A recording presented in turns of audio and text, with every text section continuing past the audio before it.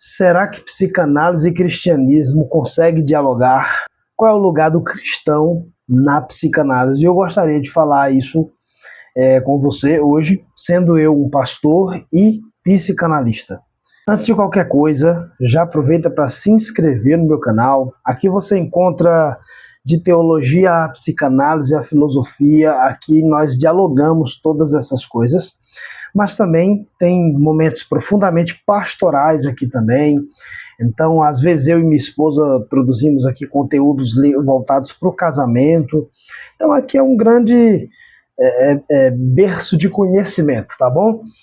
E não só se inscreva, mas deixe seu comentário, compartilhe também esse vídeo com outros amigos para que o YouTube possa de alguma maneira fazer esse canal expandir.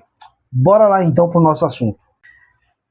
Cristianismo e psicanálise, duas coisas que têm lá suas ambiguidades, seus problemas, mas nós precisamos pensar um pouco sobre isso. Por quê? Porque da década de 90 para cá, houve um crescimento muito grande de psicanalistas, ou melhor, vamos inverter aqui, de pastores, de cristãos, de evangélicos principalmente, adentrando aí as formações em psicanálise e se tornando psicanalistas, outros agregando os saberes da psicanálise no aconselhamento e por aí vai.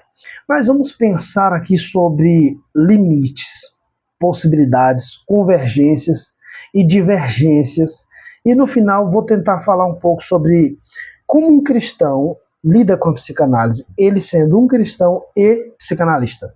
Vamos começar aqui pelo lado bom da coisa, vamos começar pela convergência. Quais são os pontos de convergência entre psicanálise e teologia ou cristianismo, fé cristã? Eu diria que, em primeiro lugar, o primeiro ponto de convergência é a maneira como tanto o cristianismo como a psicanálise lida com a realidade da condição humana. Tanto o cristianismo quanto a psicanálise não enxergam o ser humano como o ser superpoderoso que está no controle de absolutamente tudo e que basta pensar positivo e tudo vai dar muito certo, e que esse sujeito ele é muito equilibrado e tudo muito no seu devido lugar, e a nossa natureza é uma coisa muito maravilhosa. Não. Tanto psicanálise quanto teologia cristã séria enxerga e reconhece, admite o fato de que o ser humano ele é frágil, tendente ao erro, tendencioso ao erro, inclinado ao erro e uma contradição ambulante. Somos completamente contraditórios, ambíguos, cheios de conflitos, somos frágeis, somos fracos, essa é a verdade. O próprio apóstolo Paulo, por exemplo, ele admite, ele sendo um grande apóstolo de Deus, um grande apóstolo enviado por Cristo, ele diz exatamente assim, que quando ele está fraco é que ele é forte, né? E ele faz uma associação entre o fato de que quando eu sou fraco, o poder de Deus se aperfeiçoa na minha fraqueza. Em uma sessão, em uma terapia psicanalítica, uma das coisas que você vai ser incentivado a viver e a fazer é se vulnerabilizar, permitir que suas feridas saiam para fora, que suas dores apareçam, que os seus medos sejam escutados. Então, aqui nós encontramos um ponto muito conectado entre psicanálise e teologia. O segundo ponto de convergência entre psicanálise e cristianismo é a importância da interioridade. Essa coisa de você olhar para dentro. A teologia, por exemplo, o cristianismo, a fé cristã, é tanto vamos chamar assim, de filosofia no sentido de saber, né?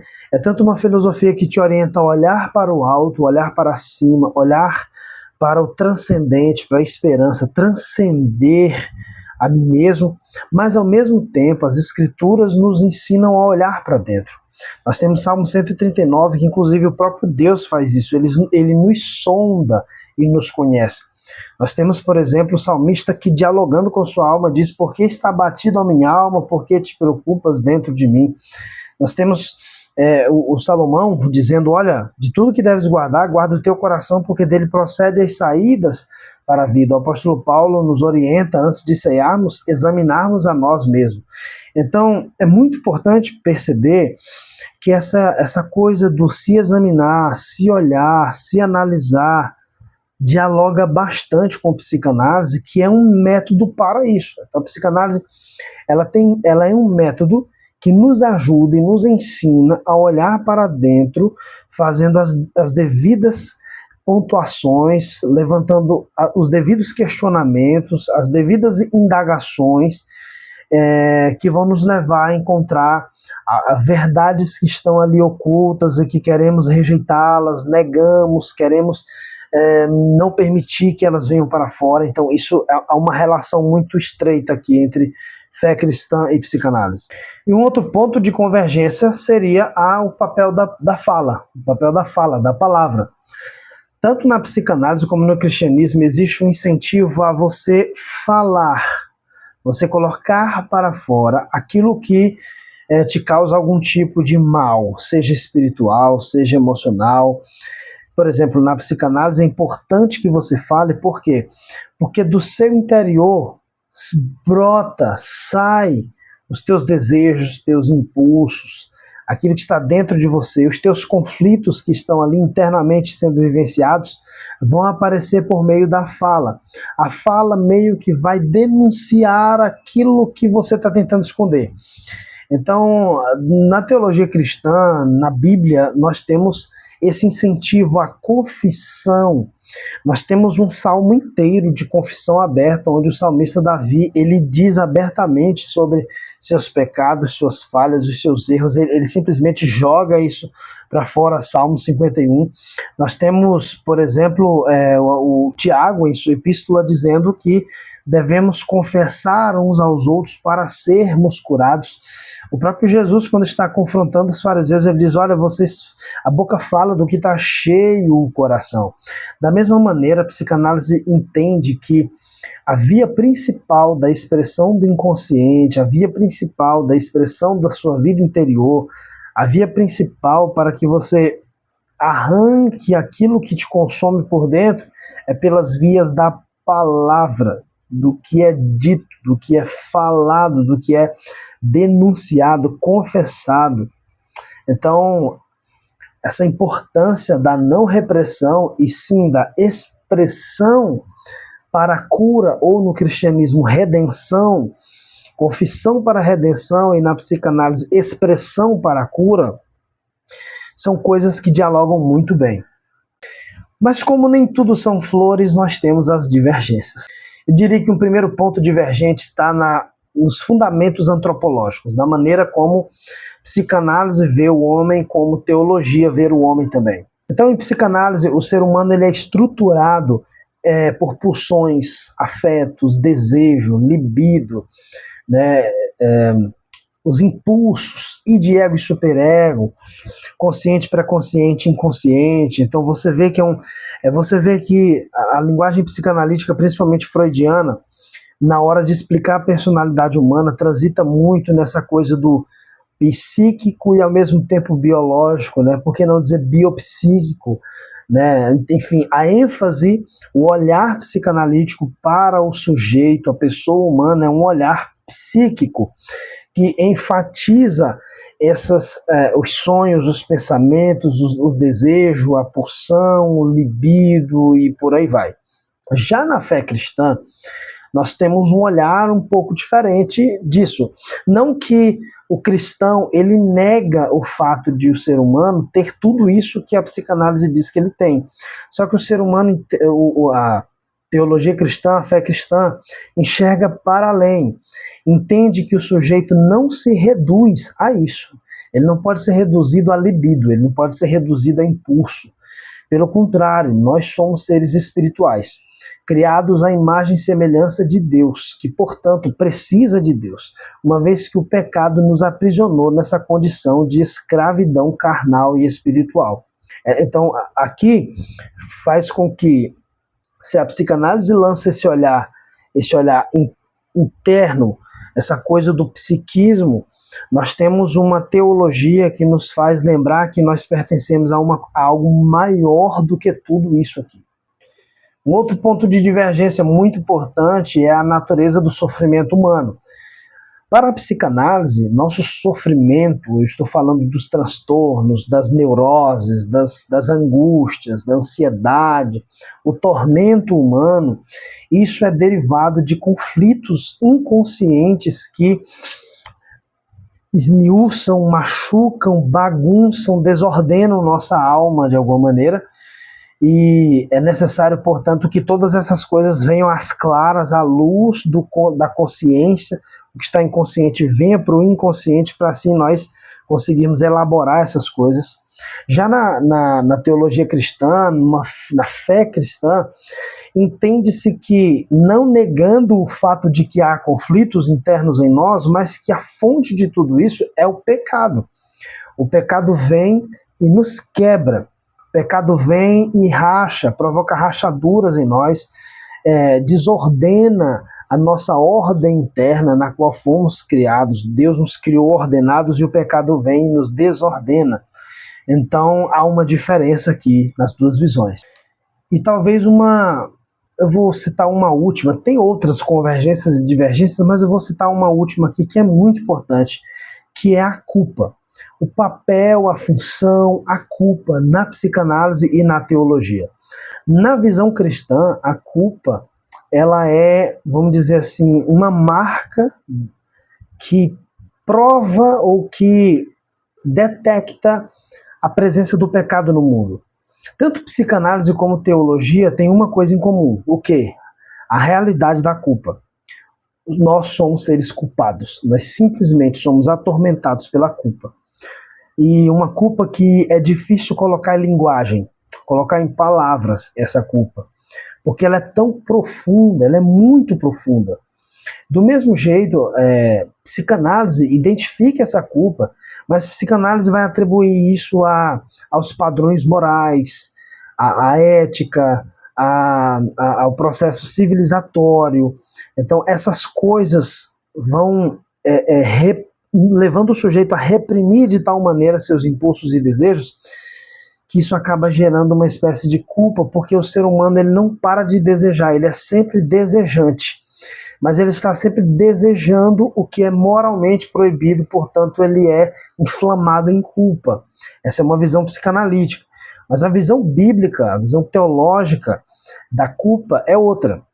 É o fato de que realmente o que leva o sujeito a estar nesse lugar de culpa não é simplesmente os valores morais ou aquilo que foi construído pela civilização, não. Mas é a realidade da presença real do pecado no mundo. E este pecado, ele existe mesmo, não é um negócio assim simbólico, ele é real. E assim como também é real a lei de Deus. E essa lei, como disse o próprio apóstolo Paulo, ela está o tempo todo nos lembrando de que somos culpados mesmo, somos pecadores. E em psicanálise você resolve a culpa admitindo que você é o que você é, sabe? Você não precisa se martirizar, se culpar, se machucar, se fragmentar, se destruir, se autoflagelar, porque você tem os desejos que tem. Então, numa visão psicanalítica, não há problema em ser desejante assim, e você tem que tomar suas decisões e arcar com isso, mas sem culpa. Sem culpa. Já na teologia, no cristianismo, compreende-se que a culpa ela é destruída por meio do perdão que há em Cristo Jesus. Então, a partir do momento em que você se arrepende dos teus pecados, verdadeiramente crendo na graça, no amor de Cristo Jesus, essa graça, esse amor encobre a multidão dos teus pecados e você é livre dessa culpa. Então, aqui nós temos os pontos divergentes, convergentes entre psicanálise e cristianismo e teologia. A grande questão agora é como eu, sendo cristão, posso ser um psicanalista, respeitando as éticas, tanto do cristianismo, da minha fé, como respeitando também a ética psicanalítica. Essa é uma boa questão a ser levantada. Olha, eu diria que você pode tranquilamente. Eu vou falar, por exemplo, a partir da minha experiência, né? Como pastor, como psicanalista, eu acho que é importante respeitarmos os limites éticos de ambas as ciências, ambos os lados aqui. Primeiramente, como cristão, é importante que você, na sua clínica, possua uma ética cristã. E a ética cristã, ela é embasada no amor, na graça, na compaixão, na misericórdia, num olhar que dignifica o ser humano como imagem e semelhança de Deus. Então, só em você ter este olhar, só em você ter essa postura, isso por si só já é terapêutico, sabe? E ainda que você não trate dentro da clínica de questões bíblicas e você pegue mesmo a Bíblia e abra a Bíblia, ainda que você não pregue dentro da clínica, porque isso seria realmente antiético para um psicanalista, um psicólogo, um terapeuta que é cristão, você, a sua pessoa, sua persona, sua personalidade, reflete o bom perfume e aroma de Cristo Jesus. Isso é maravilhoso. Isso é maravilhoso, né? Por outro lado, você como psicanalista, é muito importante que o psicanalista que é cristão, diga-se de passagem, não existe um psicanalista cristão, psicanálise cristã. Não, psicanálise é a psicanálise, né? Não, ela não é propriedade de nenhuma coisa ou de outra, né? É psicanálise. Mas eu digo assim, o psicanalista que como pessoa é cristão, é muito importante que você compreenda que o seu papel clínico não é impor sobre o outro ou de alguma maneira influenciar o outro a viver as suas verdades, aquilo que nós cremos como verdade.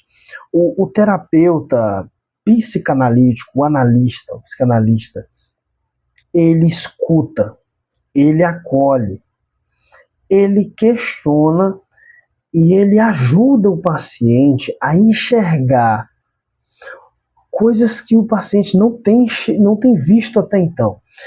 Aquilo que o paciente tem negado até então.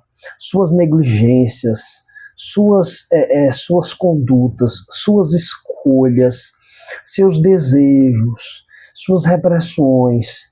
E a partir do momento em que o paciente começa a enxergar isso por meio da relação analítica, psicanalítica, por meio da análise, conforme o paciente vai enxergando essas coisas, não é da sua responsabilidade dizer exatamente o que o paciente tem que fazer com essas coisas. É importante que você entenda que a tomada de decisões, as escolhas continuam sendo do paciente. Apesar de que se você vê que o paciente está caindo em um buraco, é seu dever ético ajudar esse paciente a continuar prestando atenção, a continuar ajudando esse paciente a permanecer nesse estado de eu preciso enxergar melhor meus caminhos.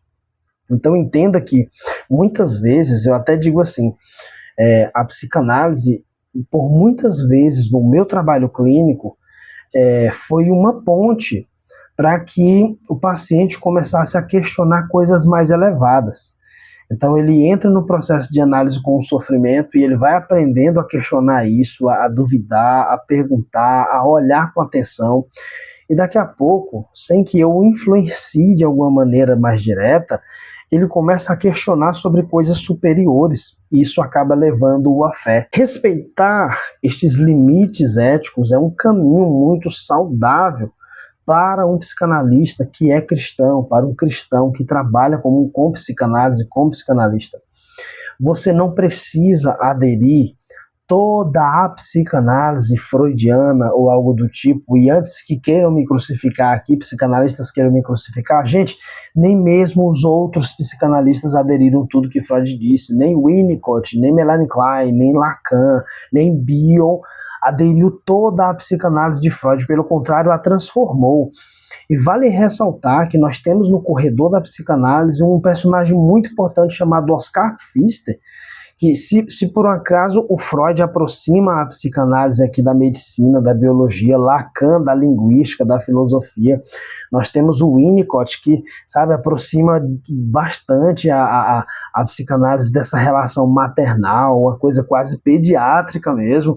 Nós temos um homem dentro da psicanálise que aproxima ela da religião, Oscar Pfister, um pastor reformado que se tornou psicanalista, que por décadas trocou cartas com Freud, e ele faz um diálogo muito interessante que vale a pena ser consultado. Se você quiser que eu faça um vídeo sobre este personagem histórico e esquecido pela maioria dos psicanalistas, coloca aqui nos comentários que eu faço um próximo vídeo sobre ele.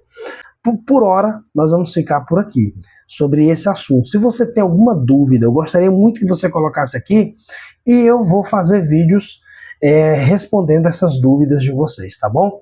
Deus abençoe vocês, que fiquem atentos para outros vídeos, ative o sininho, inclusive, para chegar a notificação para você quando eu postar aqui um novo vídeo, tá ok? E se você ficou aqui até o final desse vídeo, eu quero dar uma notícia muito importante para você que deseja se tornar um psicanalista.